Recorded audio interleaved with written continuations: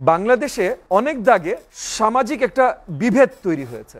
একটা সমাজ হলো শহুরে শিক্ষিত সুশীল সমাজ, আরেকটা সমাজ হলো বাকি বাংলাদেশের সমাজ। শহুরে শিক্ষিত সুশীল সমাজের একটা বড় ত্রুটি সবসময় রয়ে গেছে। তারা সবসময় মনে করে তারা শহুরে এবং শিক্ষিত, তারা অন্য সবার থেকে বেশি জানে বেশি বোঝে, এবং বেশি জানে বেশি বোঝে বলেই অন্য সবার কি ভালো আর কি মন্দ সেটা তারা নির্ণয় করতে পারবেন।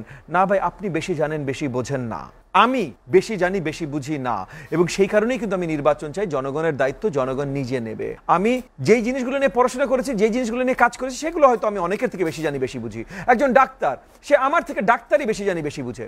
কিন্তু জনগণ কি চায় আর জনগণের জন্য কোনটা ভালো, এইটা কেউ বেশি জানে না বেশি বোঝে না জনগণের থেকে।